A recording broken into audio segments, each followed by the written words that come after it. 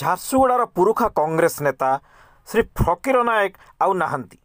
ଗତ ରାତିରେ ହୃଦଘାତ ଯୋଗୁଁ ତାଙ୍କର ମୃତ୍ୟୁ ଘଟିଛି।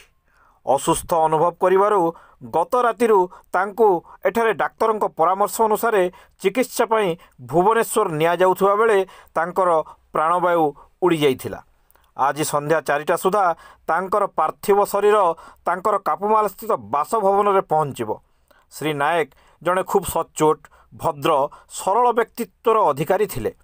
60 ଦଶକରୁ ନିଜର ରାଜନୈତିକ ଜୀବନଯାତ୍ରା ଆରମ୍ଭ କରିଥିବା ଶ୍ରୀ ନାୟକ କଂଗ୍ରେସ ନେତା ଡାକ୍ତର ମୋତିଲାଲ ତ୍ରିପାଠୀଙ୍କ ସଂସ୍ପର୍ଶରେ ଆସି ସମବାୟ ଆନ୍ଦୋଳନ ସହ ଜଡ଼ିତ ହେବା ସହ କଂଗ୍ରେସ ରାଜନୀତିରେ ସକ୍ରିୟ ହୋଇଥିଲେ।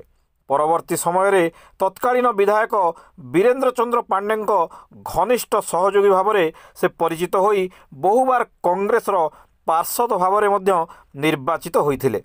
ଜିଲ୍ଲା କଂଗ୍ରେସରେ ସେ ବହୁ ପଦବୀ ବହୁ ସମୟରେ ବହୁବାର ଅଳଙ୍କୃତ କରିଥିଲେ। ସ୍ୱର୍ଗତ ଫକୀର ନାୟକଙ୍କ 4 ପୁଅ ବୋହୂ ଏବଂ 2 ଝିଅ ଜ୍ୱାଇଁ ଅଛନ୍ତି। ଶ୍ରୀ ନାୟକ ଜଣେ ପରୋପକାରୀ, ମିଷ୍ଟଭାଷୀ ଏବଂ ମେଳାପୀ ବ୍ୟକ୍ତିତ୍ୱ ଥିଲେ। ତାଙ୍କର ଅକାଳ ବିୟୋଗରେ ଦଳମତ ନିର୍ବିଶେଷରେ ଝାରସୁଗୁଡ଼ାରେ ଶୋକର ଛାୟା ଖେଳିଯାଇଛି।